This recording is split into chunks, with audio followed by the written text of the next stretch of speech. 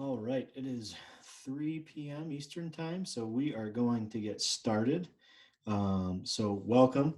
It's really great to see all your faces, and I am coming to you from Dexter, Michigan, where it is actually a beautiful day out. It is about 60 degrees and sunny, and after seems like forever of gray and cold, it's awesome to be there. So I actually had the thought of trying to set this up outside, but I knew it wouldn't work very well. So here we are in my office at my house. So thank you for tuning in. I am Matt Emhoff. I am a spiritual and life coach and the director of Deeper Ministry. And what we do is train you in the art of living free. And as we said on Tuesday, living free looks a little bit different than it did 3 or 4 weeks ago. And one of the things that we want to do is learn how to live free in our emotions. We don't want our emotions to become another thing that's kind of holding us back or making us feel imprisoned. And so that's what we're doing. We're learning to manage our emotions during a crisis. And this is part two. And it is the healthy emotional flow that we're going to be talking about today. So if you tuned in last time, we started with a breathing exercise, and we're going to do that again today, just to kind of get us tuned in and our hearts and minds in a good place. So if you would join me, we're going to take a deep breath in and a deep breath out. Do that again. Deep breath in, deep breath out. Now, this time when we breathe in, we're going to breathe in everything good that you can think of that you may need. Love, joy, peace, hope, healing, and restoration, just general goodness that you can think of that we need. Ready? So we're going to breathe in all that goodness and breathe out. Okay. And then this time when we breathe out, we're going to breathe out everything negative, all confusion, all distraction, anything that feels like it's pulling us overwhelmed, the feeling of being stuck, whatever those things are, we're just going to let that out. So breathe in the good, breathe out the negative. One more time. I'm going to breathe in the good, breathe out the negative. All right, thank you. Thank you for indulging me. That is a really helpful practice, really simple. We're breathing all the time, and so we can become aware of that and help our body understand that we are safe, that we are okay. Our body understands that we're okay by breathing slower. We say, "Oh, it's time to rest," instead of ready to go do something or attack or run away or that kind of thing. So, during this crisis, at any time, you need to just take a little break, just do some breathing. And I'll tell you what, we started a breathing exercise with my daughter, Evelyn, who's 3. We started when she was 1.5 years old. She's amazing. She's strong willed and can be super intense. And I love her. But she would get so intense, she would start to hyperventilate. And so if a 3-year-old can do it, then you can do it. And all we do with her is just help her take some deep breaths in it, and it regulates her body. She realizes, oh, I am safe. I can control my body, which is really beautiful, really neat to see. And so let that just be an encouragement. So last time on Tuesday, we had part one, which was really talking about awareness, cultivating awareness in this time and what all that looks like to live out of empathy, to live out of vulnerability, to share a stormy first draft with somebody, to let out all that intense emotion through that way, and really fighting against things like scarcity or diminishment and all that. So today, we're going to be talking about what we call the healthy emotional flow. And it's really kind of getting to know the top 4 emotions that we all experience, which is fear, anger, sadness, and joy. Um, and so before I get too far into this, I actually want to start with a movie clip. So I'm going to try to get fancy with Zoom. I apologize ahead of time if it doesn't work or the video lags or you can't hear it very well. I will share the clip along with this video, the recording of this video with you, so you can watch it later if it doesn't come through right now. So I'm going to share my screen and we're going to see this movie clip, and it is from the movie called Inside Out. And this is a fun movie. Hopefully you can see that now. That's a fun movie that that Disney made to try to say what's on the inside of us, what's going on in our emotions. And they kind of have like the control room of each person where each emotion is working to do its best for the person, which our emotions are doing. But they each have their own personality, and in this they each have their own color. So you'll see purple, which is fear; red, the red guy is anger; blue is sadness; yellow is joy; and green is disgust. All right. So this is just a couple-minute video. Let's watch. Let's see if this works. Here, you pretend to be Joy. Won't it be great to be back out on the ice? Oh yeah, that sounds fantastic. What was that? That wasn't anything like Joy. Because I'm not Joy? Yeah, no kidding. Did you guys pick up on that? Sure did. Something's wrong. Should we ask her? Let's probe, but keep it subtle so she doesn't notice. So, how was the first day of school? She's probing us. I'm done. You pretend to be Joy. What? Okay, It was fine, I guess. I don't know. Oh, very smooth. That was just like Joy. Something is definitely going on. She's never acted like this before. What should we do? We're gonna find out what's happening, but we'll need support. Signal the husband. With a nice pass over to Reed, comes across that right. Uh-oh, she's looking at us. What did she say? What? Oh, sorry, sir. No one was listening. Is it garbage night? We left the toilet seat up. What? What is it, woman? What?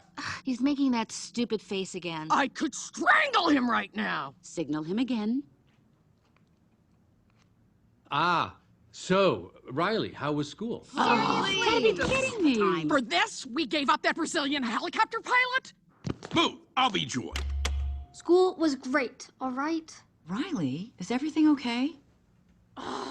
Sir, she just rolled her eyes at us. What is her deal? All right, make a show of force. I don't want to have to put the foot down. No, not the foot. Riley, I do not like this new attitude. Oh, I'll show you attitude, okay? No. Stay happy! What is your problem? Just leave me alone. Sir, reporting high levels of sass. Take it to DEFCON 2. You heard that, gentlemen? DEFCON 2. Listen, young lady, I don't know where this disrespectful attitude came from. You want a piece of this, Pops?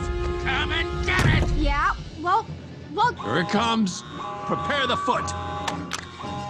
Keys to safety position. Ready to launch on your command, sir. Just shut up! Fire! That's it. Go to your room. Now. Foot is down. The foot is down. Good job, gentlemen. That could have been a disaster. Well, that was a disaster. Come, fly with me, gatinha.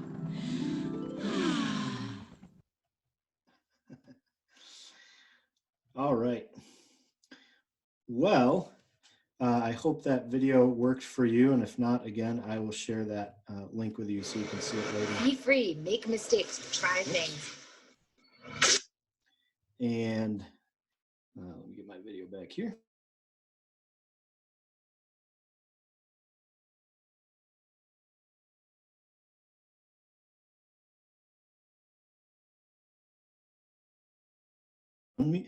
Hey, there, can you hear me now? All right, thanks. Thanks for telling me, guys. I had a whole bunch of people going, yeah. Thank you.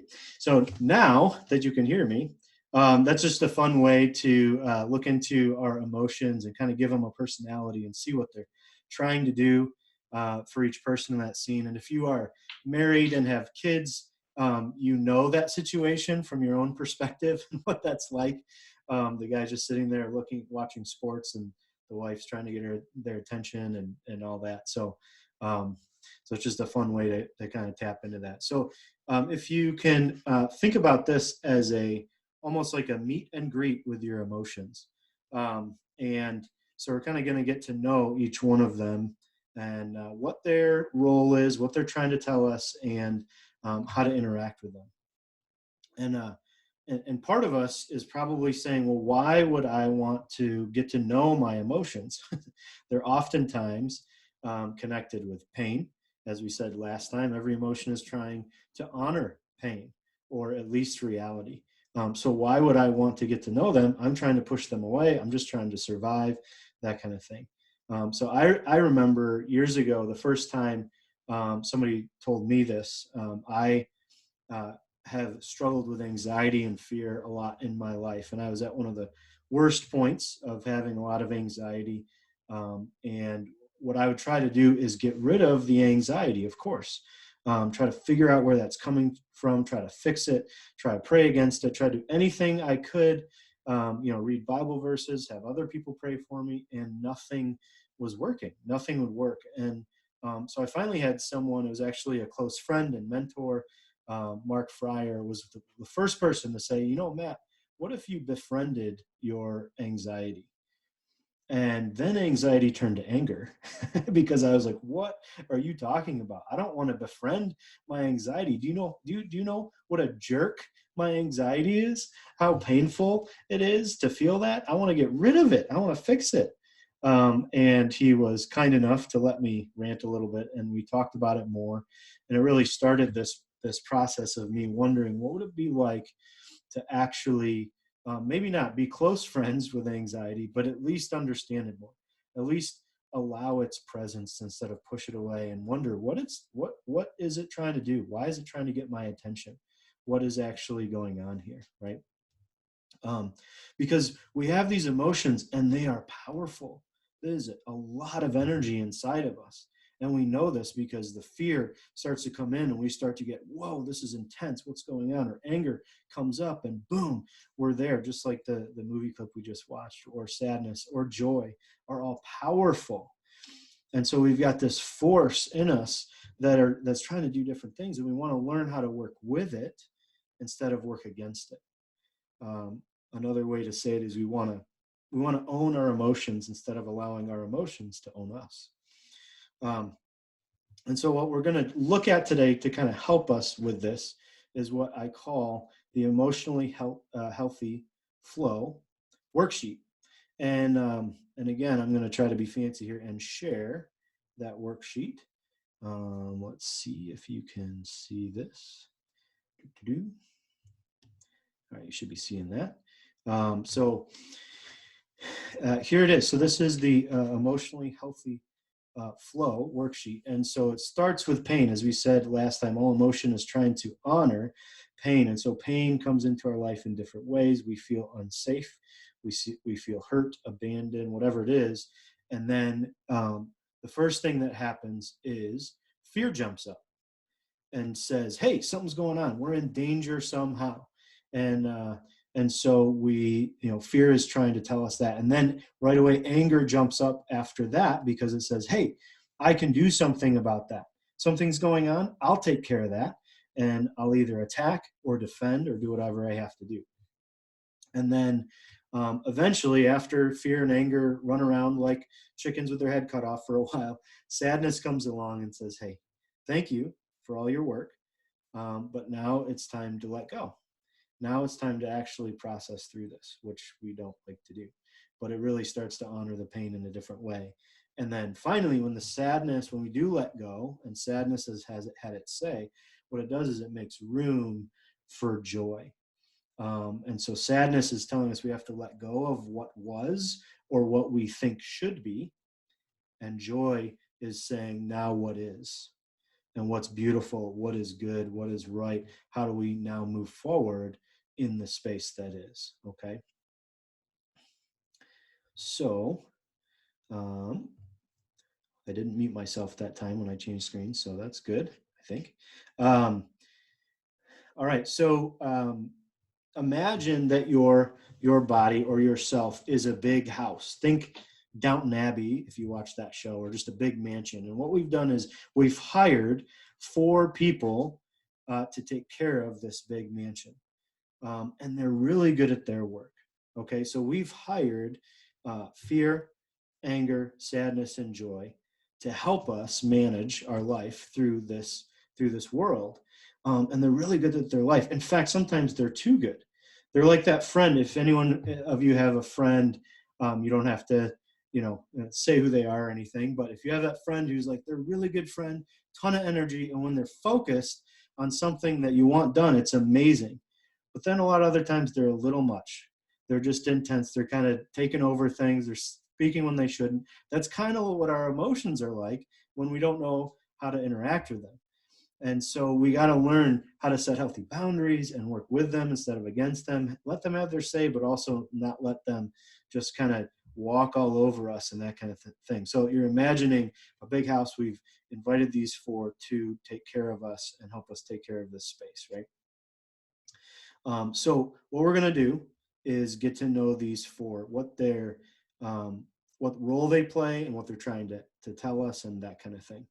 All right. So I'm going to share this next part of this document with you. You should be able to see that now. All right. So fear. Let me introduce you to fear. And we all kind of know what fear feels like a little bit. We don't have to go too far into that emotion to remember what that feels like. And so we've all seen how fear is used negatively, right? We've all felt that in ourselves and in other people when we get stuck, when we're super intense, when we're very anxious, when we are making poor decisions because we're not very grounded, that kind of thing. Fear can be all that. But when we work with it, we know we have a choice on how to harness it, how to do well with it. Okay, so the role that fear is trying to play is what I call the tower guard. That's their role in the house, is the tower guard.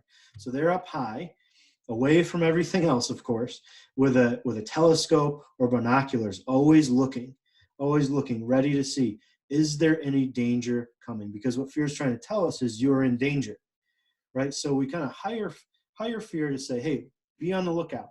Is anything bad coming? Is anything emotionally dangerous or any other way that's dangerous coming after us or at us? And fear will tell us, and it will tell us over and over, and it will look for every single thing that it can to find that and to look for that, right? And so we want to broaden out the definition of fear, just like we did with pain last time, because there's lots of nuances to fear, right? Sometimes we're super intensely terrified, and sometimes we just go, oh, well, that's kind of weird. I'm not sure I like that.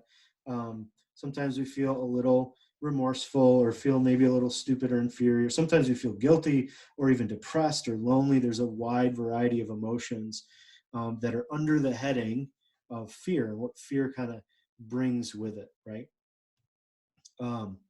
And so what we want to ask is what is fear's gift to us as it's trying to tell us, hey, you're in danger, and it's really a God-given gift to show us the way. So what it gives us is this really amazing ability to survive in the world.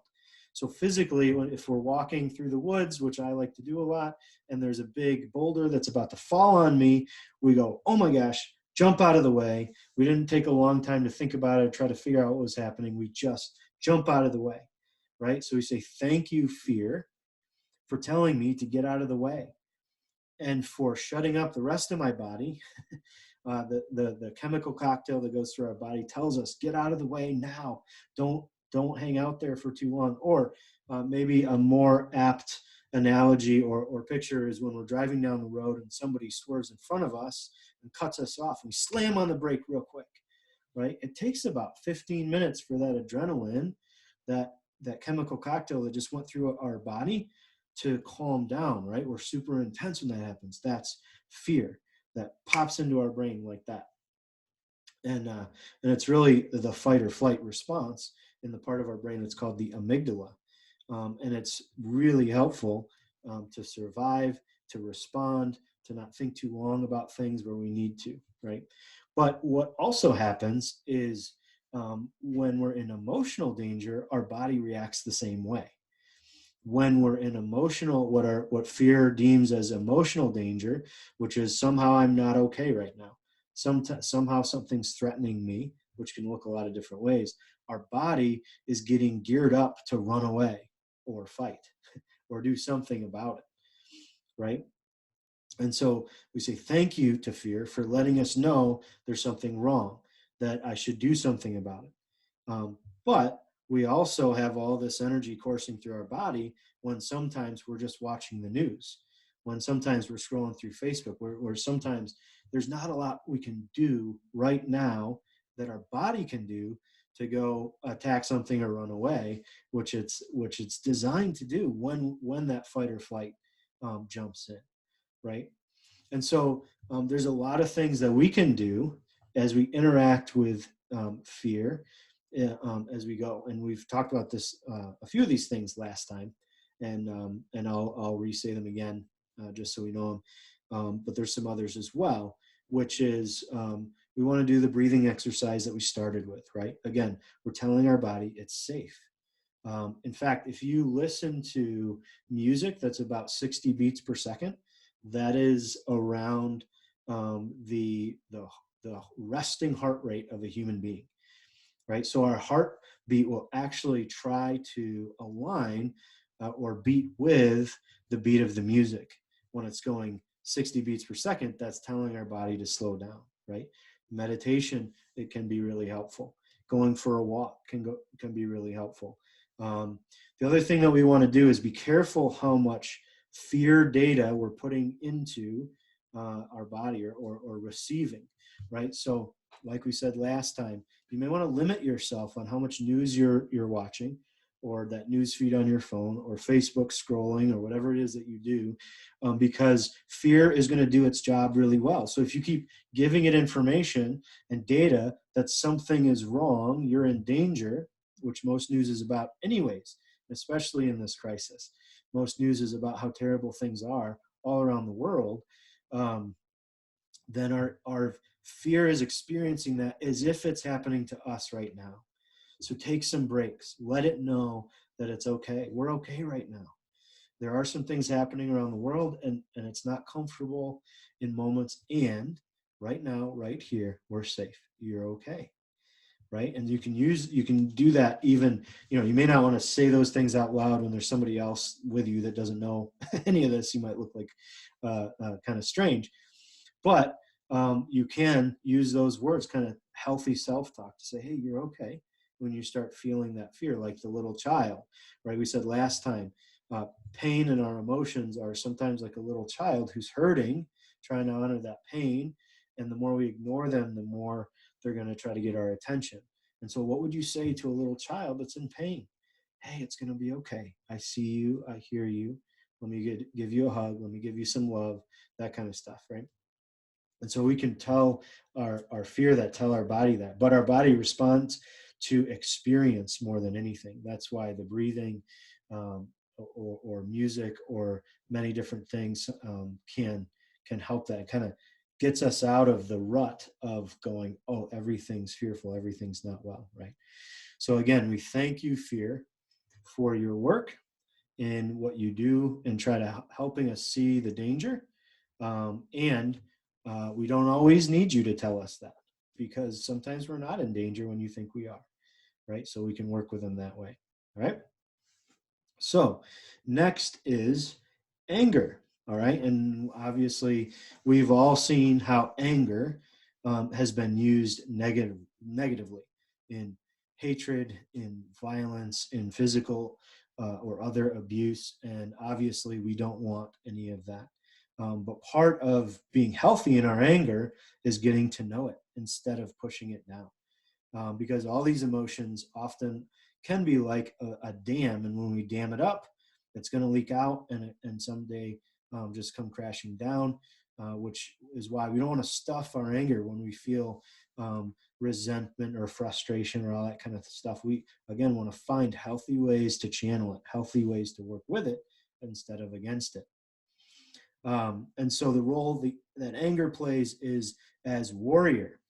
All right. And so warrior either runs out ahead to attack or stays behind to protect.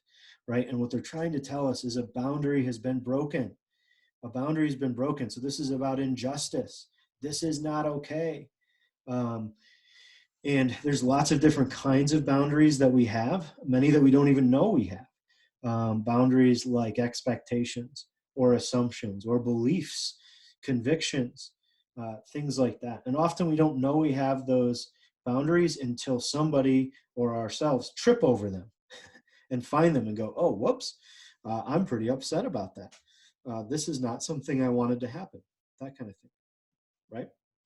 And so as we broaden the definition of anger a little bit, there's a lot of types of anger that are under the heading of anger, like I'm hateful or selfish or angry or hostile, frustrated, jealous, irritated. In fact, one of my favorite things in coaching, and I'm giving away a secret here, so don't tell too many people, but one of my favorite things in coaching, this is a little sadistic, but I'm a coach, so I love this stuff, is when somebody is telling me that they're frustrated when I'm working with a client. They say, oh, I'm really frustrated. What I love to do is just look at them and say, oh, wow, why are you so angry? And they look at me like, what? I didn't say I was angry. But the reality is that being frustrated is under the heading of anger. And so what we do is we kind of try to smooth it out. We think, it's really not okay to be really pissed off or angry or that kind of thing, but frustrated is kind of acceptable. So we walk around saying, I'm really frustrated, or that kind of thing. But what's really going on is I'm furious underneath. It's boiling underneath, right? That's there, that's happening. And so we want to be aware of these nuances, these different levels of emotion. We can get really good at the healthy emotional vocabulary to call it out, to say, oh, I'm not just frustrated, I'm resentful. I've been hanging on to this anger for a long time. Things like that. And that can be so helpful, because then we can actually deal with what's going on. We can find how intense this is. We can find what it's pointed at, what boundary has been broken, and then how to heal that boundary. And quite frankly, boundaries is one of the big things that I do in coaching to help people understand how to live, because most of us have never been taught how to live in healthy boundaries. We all have them. But often we have not been taught how to navigate with healthy boundaries. We usually kind of live passive aggressively, beat around the bush, or wait until it gets really intense and then explode in anger and frustration, which is also unhealthy, right? So we say thank you to anger, because the gift that anger gives us is healthy boundary. It defends us. It tells us, hey, you want something here, you need something here, and let's go get that. Not to be selfish, but to say what is needed. And quite frankly, it is the same anger energy that helps us when we're stuck. Get moving, right? Stop being so stuck when we need courage, when we need strength, when we need good power to move something forward or defend someone or defend what's true or right. It's anger energy. We don't call it that, but it is that power that rises up in us that we can wield in really positive, good ways. Okay, so we don't think of it that way, but we should, because it actually helps us say thank you, anger, for that power, for what was needed to push through, to persevere through a crisis that was really hard, where we had to go through some sacrifice, we had to go through some hard times, and anger helps us to say, boom, let's go. We got this. We can do this. We almost get a little angry. We just have to make sure where we're pointing that anger, because the other thing about anger is it's trying to find somebody to blame. It's trying to find a place to express all that anger, right? So we can choose where and with who we're going to express that anger and how we're going to, okay? And it's true with all these emotions that we are in a space where we can't really choose what we feel, but we can choose how we respond to those feelings and where we respond and with whom we respond, okay? So we can ask that good awareness question, who do I want to be in this moment as fear arises or anger or sadness, okay? So again, how can we respond with anger? So again, we want to express, we're looking for somewhere to express this anger. And so this gets a little dicey because we don't want to hurt anyone and we don't want to hurt ourselves, of course. But our body is literally ready to attack. And so we need to find a way to express the power that's running through us without hurting ourselves or others and that kind of thing, because we are in the fight or flight mode when our anger is rising up too. And so as an example, vulnerably as a dad, sometimes I yell at my kids. There it is, surprise. But I don't want to. I don't like to do that. That's not who I want to be. And so what happens is, it kind of starts out fairly innocuous. Okay, Nolan, Evelyn, stop arguing, stop doing what you're doing, whatever. And then they don't do it. Or then they get intense, they get intensified, and then my emotion rises and I start getting angry because there's a boundary somewhere that's broken of, hey, you shouldn't be doing this. And then you shouldn't be reacting the way you are. And then I shouldn't be reacting the way I am. and then it just gets worse and worse. And so I get to a point where my body wants to express anger, the powerful emotion of anger. And so once in a while, when it gets that intense, I will leave the room, go into my room, shut the door, and yell and punch my pillow as hard as I can a whole bunch of times. And quite frankly, it is really helpful because then I turn around, go back out, and enter back into the situation, which has probably gotten a little worse since I left. And I have expressed some of that intensity. My body was ready to do that, and then I did. Now I expressed it, I let it go. And now I can be much more in my critical thinking mind. I can make much better decisions. Who do I want to be? How do we want to do this moving forward? Okay. So I remember years ago reading one of John Eldredge's books called Journey of Desire, where he talks about the grief that he went through losing his closest friend and mentor. And he said one of the things that he incorporated into his grief and his anger was a trash can that he beat with a baseball bat. And I remember reading that, and the good Christian boy in me was like, oh, you can't do that. That's not okay. That's out of control. That's bad. And yet there was something about it that was like, maybe I could do that. maybe I could let out some of that. And so one of the things I do in coaching is help people find healthy ways to express their anger, because many people are angry. They don't know what to do with it. We know we take it in bad direction, so we just try to shut it down, right? But then it stays there and gets worse and tries to shout all the louder. So there are healthy ways to deal with it. Remember our stormy first draft. Let some of that out by writing down the story of whatever you're angry at, or telling somebody who is a good listener and a safe place to go, and kind of let it out. Yell and swear and do whatever you got to do, because all that is in there ready to go, so that you don't yell and swear at the person that you're angry at or that kind of thing. Go for a drive in your car and yell. I had one client do that, and then the next day I had a session with him and his voice was totally hoarse. He totally lost his voice. And I was like, well, good job. He said, it worked. I feel a lot better, but now I couldn't hear what he was saying. But so anyways, we don't always have to, go punch a pillow or something like that, because it's not always that intense. But for some of those intense anger moments, even if you're in an argument with your spouse or whatever that looks like, leave the conversation for a little bit, put a pause. We're going to come back to this, but we're both really intense right now and we're not moving forward at all.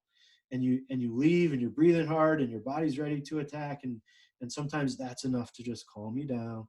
Oh, right. I am actually safe. I'm not actually in danger. Okay.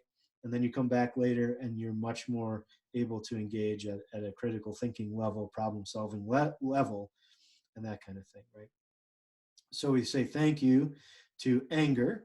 And I'm telling you what, the boundaries thing is going to be really helpful. If you can learn to set healthy boundaries. For all of us who are quarantined right now, it's actually, it may be helpful to think of, are there a few things that you're a little frustrated with right now in your quarantining space or with the people that you're quarantining with? And I'm not trying to start anything. It's probably already there because we feel a little bit more stuck, a little bit more claustrophobic than we usually do. And so this may be an opportunity to set a little boundary to say, hey, I've noticed that this is happening. I've noticed that, I don't know, you feel like you're taking me for granted a little bit, or I can't think of all the examples, but there's plenty. And actually expressing that and saying, it's okay, but I want to be on the same team. Let's set some healthy boundaries. Let's work this out together. It goes along with what we talked about last time, which is setting routines in our lives. We can also set those boundaries in really healthy ways. And Sherry and I just did that the other day with how we're taking care of the kids who have a lot more energy and intensity and aren't on their normal schedule. And we had a miscommunication about what does all this look like, and why are you doing this when I thought it was this way? And we were able to communicate about that because we brought it up instead of ignoring it and being passive aggressive, just kind of that throwing out a comment here or there that's unhelpful, right? So that is our anger. Thank you, anger. And let me share this with you again. And then we're going to introduce sadness. And again, sadness is one we don't like to identify with a whole lot. And we know that sadness can be taken in some negative places where we can get stuck there. We can get stuck in grief. We can go into depression. We can get just kind of indecisive and all that kind of stuff. We can feel sad too intensely. So sometimes we want to push sadness away. Sometimes we feel like it's weakness, that vulnerability of crying or hurting or that kind of thing. And so the role that sadness plays is kind of like our therapist. Okay. So it kind of comes along and says, hey, listen, thank you, fear and sadness. Like I said before, thank you, fear and sadness, or fear and anger, for what you're trying to say. But what we really need to do is it's time to let go. And what's happening right now in our culture and the space that we're in is that we're actually grieving the reality like it used to be before the whole coronavirus thing, because it was better and we don't like this. And so we feel like that's the way it was. Why isn't it like that anymore? And that's the way it should be. And I wish it was like that still. And so sadness is trying to help us say, hey, it's time to let go. And so as we broaden the definition of sadness, things like I feel sad when I'm lonely or isolated or apathetic, or sometimes even sleepy or remorseful, or sometimes we feel like stupid or that kind of stuff. We get sad and we're hurting that way, right? And so the gift of sadness is actually often transformation. It allows us to navigate hard things that we actually have to change our mind, or we have to lean into something that we don't want to. And it helps us accept what reality is. And we say, okay, this is what's actually going on here. This is what we need to do, instead of staying stuck in what was or what we wish is still, or that kind of thing. And so we say, thank you, sadness, for helping me understand I have to let go at some point.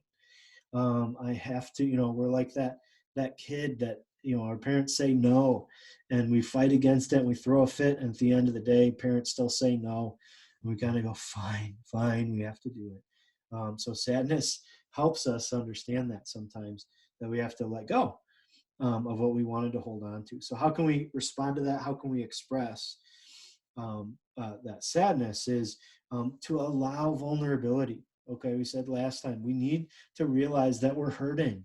And sadness is the best of all the emotions at helping us accept reality and honor pain, because it shows us what is. And it's kind and it helps us do that. But so if we're feeling that, allow the space to feel that. Whatever you're feeling, allow it.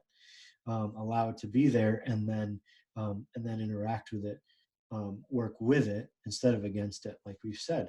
And so sadness is when those tears come up. If you feel some tears coming, let them.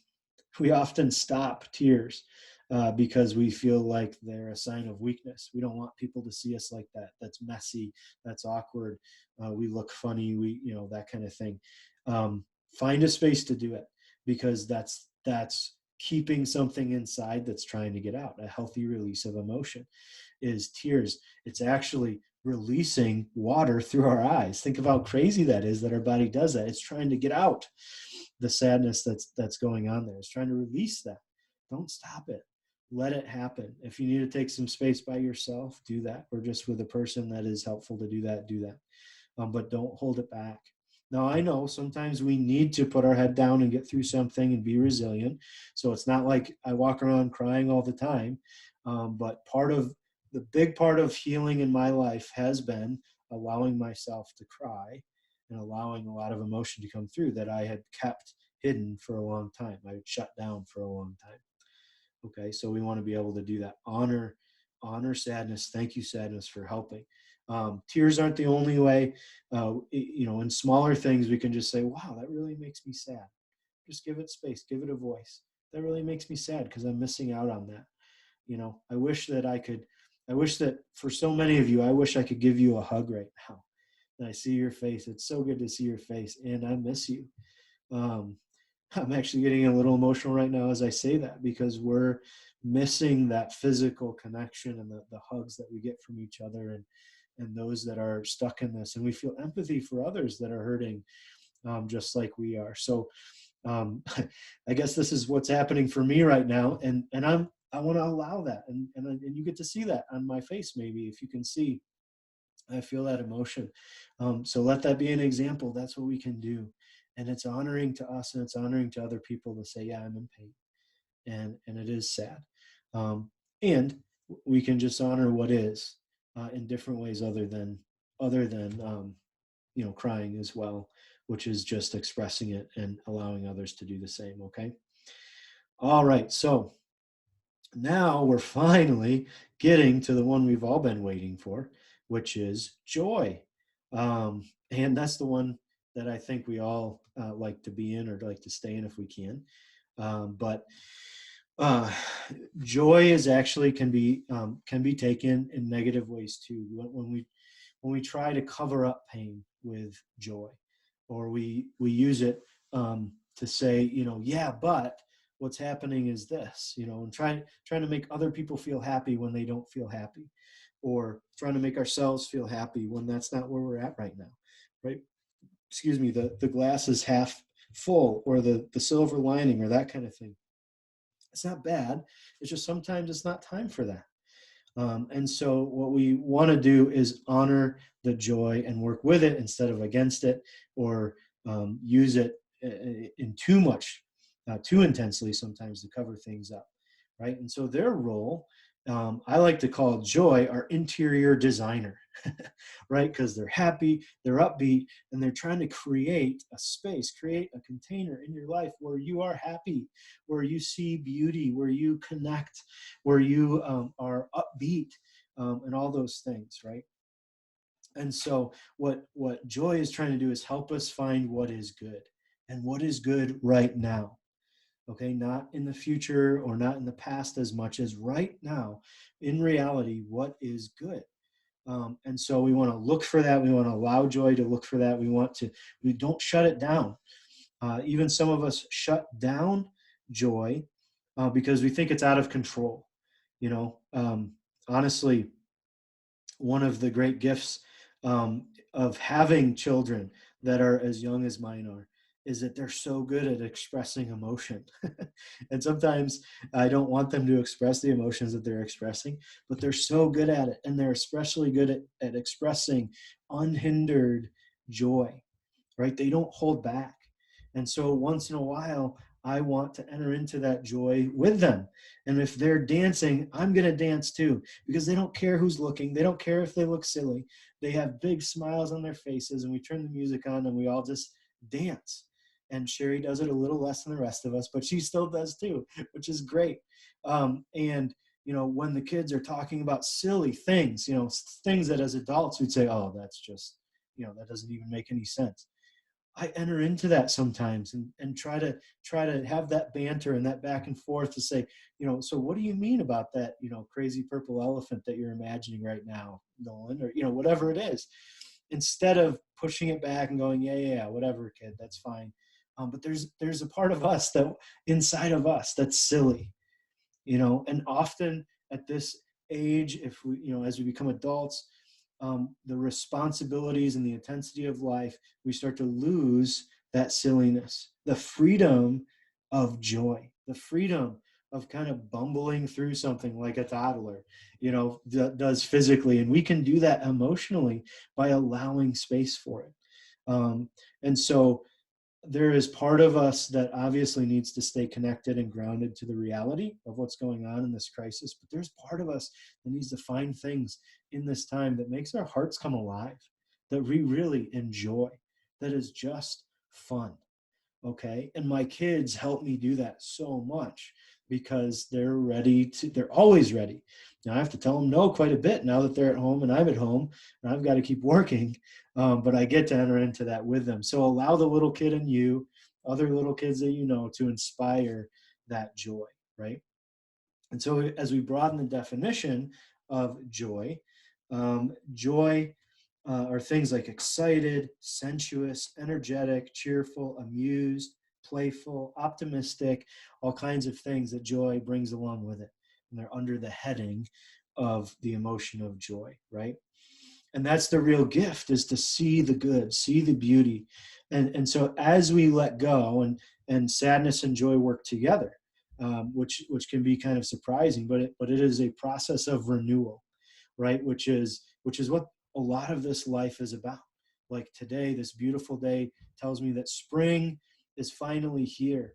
And it is the process of renewal from winter into summer, where everything starts to grow back and the birds are out chirping again and it becomes warm again. It's the process of renewal. And what it is that in our emotional life is the process of renewal is from sadness into joy. And this is what God and Jesus are also telling us as well, is that in the cross, it was the pinnacle symbol of renewal, that when we go into death, there will be a resurrection. And so that's why at the end of this healthy emotional flow is almost like this death and resurrection, where we have to finally let go in sadness. And the resurrection is into joy. And joy helps us see what was there all along. Often we think if the circumstance would only change, then I'll see the joy. And often the joy was there all along, but we couldn't see it because we were stuck. We were stuck in wishing or thinking, man, if it was only the way it was, I'm going to hold on to that. I'm going to be angry about it. I'm going to fight to keep what was. And joy says, no, let's enjoy what is here. See the goodness in yourself, in other people, what's all around you, right? And so again, the way we can respond to joy is often just kind of let it lead. And it can surprise you and it can feel vulnerable. And so again, if you got to be by yourself to do it, that's fine. But enjoy what's around you, enjoy the goodness, that kind of thing, right? And so that is the introduction to the healthy emotional flow and the four main emotions, okay? So a few things that I want to talk about just as we look at this. And I will also include a link with the healthy emotional flow worksheet, so you can take a look at that more later as well. But a few things, right? So one of the things, if you noticed, it took me watching the whole movie to notice, but in our movie clip at the beginning in Inside Out, every person in their control room has one main emotion, one emotion that leads. They're a little bigger. They're in the center at the control desk, and all the other emotion looks to that emotion to lead, right? So for the dad, it was anger. If you notice, the red guy, he was in charge. For the mom, it was sadness. For the daughter, it was joy, right?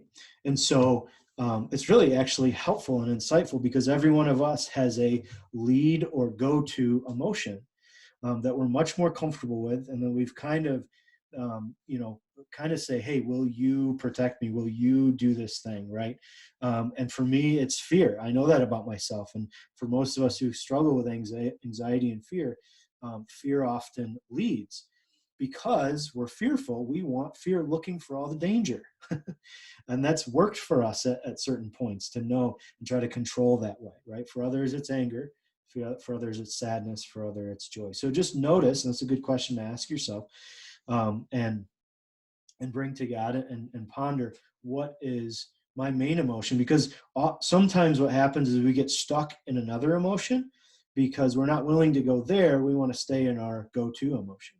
Right? So sometimes I get stuck in fear because I'm not allowing it to go into anger next, which is to say, what do I do about this fear? What can be done? If there's a boundary that's broken, how do I fix that? How do I move the boundary or seal the boundary? Right? Or sadness. I'm still in fear. I haven't even made it to sadness or joy either. Or we can skip fear, not honor what we're scared of, and go right to anger. Right? And it's not a great idea to ask the person that's fuming mad, what are you scared of? Because they're going to tell you nothing. But it's usually there somewhere. So oftentimes with clients, that's what we'll do. We'll say, I'm sorry you're angry. Now, what fear are you in? What are you scared of? Right? Same with sadness. Right? Same with joy. So if we're stuck, sometimes we can look and say, oh, I really haven't spent much time in whichever emotion that we're unfamiliar with. Right? The other thing that I want to say is emotions are not meant to stay, okay? I'm going to share my screen with you one more time and add this part to the emotionally healthy flow.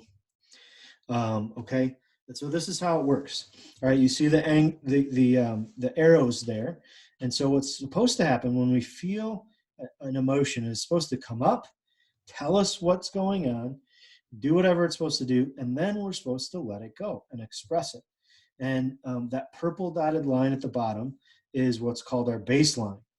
All right, and so our baseline, none of these emotions are supposed to be our baseline. None of these emotions are where we're supposed to stay.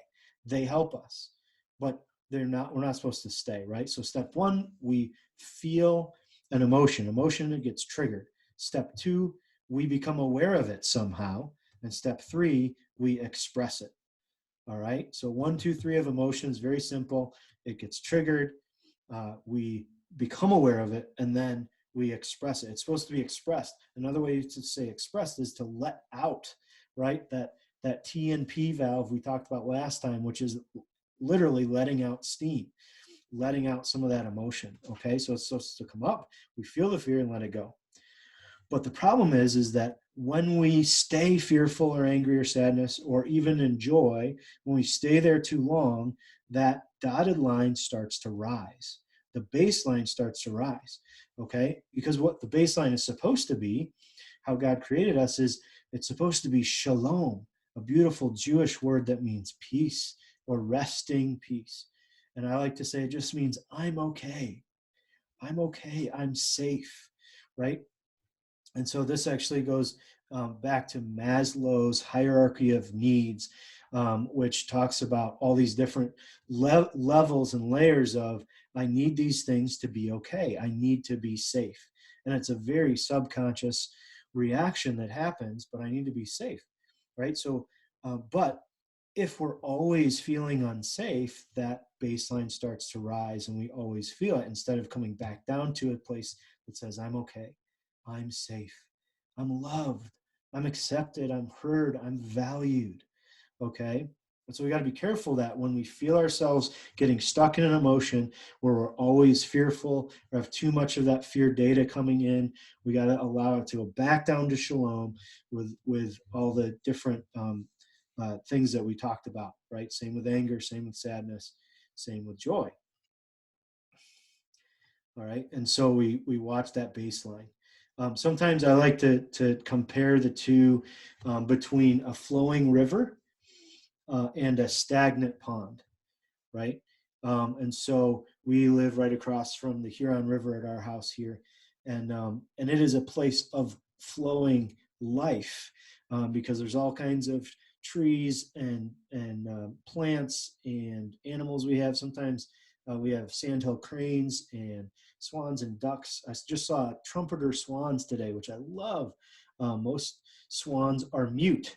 And so when you hear one, that's a trumpeter swan. There's your little factoid for the day. But I get excited about them because they're so rare, and it was just beautiful hearing them go by. And so a flowing river is something that brings life. And so when our emotions are flowing, it brings life.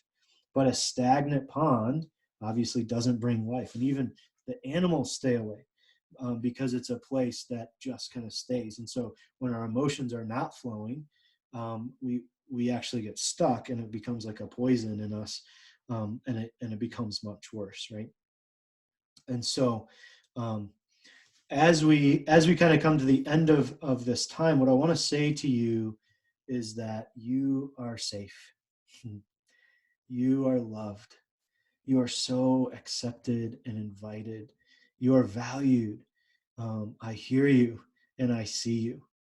Okay, and those are words of identity that we need, right? We need that baseline, and we need to continually come back to it, that we are beloved. We are beloved even when we make mistakes, even when we're confused, even when we're stuck in emotion. We are okay. We are accepted. We are valued, right? And when we can be at that baseline and then come up when we're fearful and then express it and then come back down, that's a really healthy way to live, right? When we feel that anger, boundaries broken, come up, feel it. Okay, there it is. I need to set a different boundary. I need to express that anger in healthy ways, and then allow it to come back down. I'm safe, I'm loved, I'm accepted, I'm beloved, right? Same with sadness. That comes up. Tears, hurt. Man, this sucks, this hurts. Accepting the reality that we don't want to accept.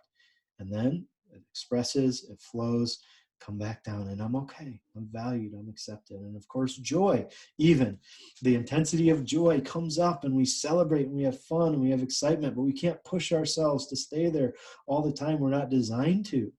And so even that, we express it, we have fun, we find the good, and then we come back down to that baseline that says you're okay, you're accepted, you're loved, you're heard, you're valued, you're invited, you are enough just the way you are. Okay, so we thank our emotions for helping us navigate through this life, and we can tell them, enough, it's not time for you right now. I'm safe right now. And then we come back up and we say, now it is time to deal with this or do this next thing or feel this or that kind of thing, right? So you can see how now we're working with our emotions instead of against them. We're not trying to shut them down. We're trying to give them a voice. And then we can set healthy boundaries. Then we can make our next move, whatever that is, in a really healthy space.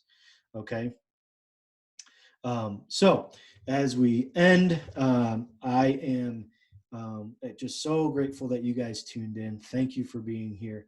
I'm going to do the next webinar is going to be how to harness the good fear and anger. That combination of our fight or flight, we're going to go deeper into those two emotions specifically.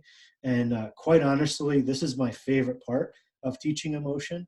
It's probably the best part as far as the content and the practical ways that we can interact with how our body responds to fear and anger and that kind of thing. So I would be really excited if you showed up and saw that, or at least saw the recording of the video.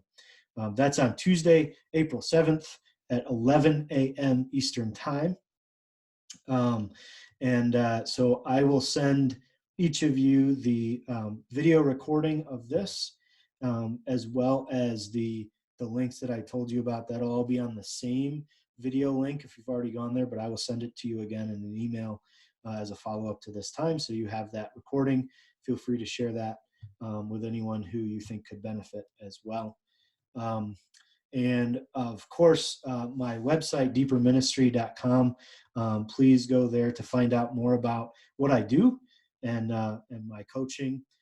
Subscribe to the weekly reading. I send out, you get a weekly article that I write or blog that I write in your inbox that encourages us and continues us helping learn how to live free and train in the art of living free. So Thank you so much for tuning in.